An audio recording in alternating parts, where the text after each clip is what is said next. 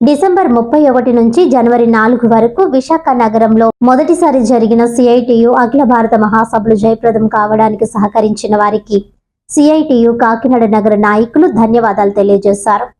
ఈ సందర్భంగా సిఐటియు కాకినాడ నగర కన్వీనర్ మల్కా వెంకటరమణ, కో కన్వీనర్స్ పల్లివెల వీరబాబు, మేడిశెట్టి వెంకటరమణ మాట్లాడుతూ విశాఖలో జరిగే అఖిల భారత మహాసభలు జయప్రదం కావడానికి కాకినాడలో ఉండే కార్మికులు, ఉద్యోగులు, ఉపాధ్యాయులు, వ్యాపార సంస్థలు, ప్రజలందరూ వారికి తోచిన సహాయాన్ని అందించారని ప్రత్యేకంగా ధన్యవాదాలు తెలిపారు. నేడు కార్మిక వర్గం ఎదుర్కొంటున్న సమస్యలపై సిఐటియు అఖిల భారత మహాసభలో చర్చించి కార్యాచరణ రూపొందించారని అన్నారు. కార్మికులను బానిసలుగా మార్చే 4 లేబర్ కోడ్స్ ను కేంద్ర ప్రభుత్వం వెనక్కి తీసుకునేంత వరకు పోరాటం సాగిస్తామని స్పష్టం చేశారు.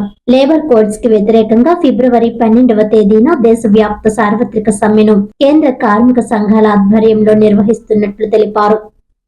అఖిల భారత మహాసభలు విశాఖపట్నంలో 2025 డిసెంబర్ 31 నుంచి 2026 జనవరి 4వ తేదీ వరకు జరిగినవి. ఈ మహాసభలు విజయవంతం కావడానికి కార్మిక వర్గం, ఉపాధ్యాయులు, ఉద్యోగులు, వ్యాపారస్తులు, అలాగే కొన్ని సంస్థల వాళ్ళు కూడా మాకు ఆర్థికంగా సహకారాన్ని అందించారు. ఈ సహకారం అందించినటువంటి వారందరికీ సిఐటియు కాకినాడ నగర కమిటీ నుంచి ప్రత్యేకమైన ధన్యవాదాలు తెలియజేస్తున్నాం.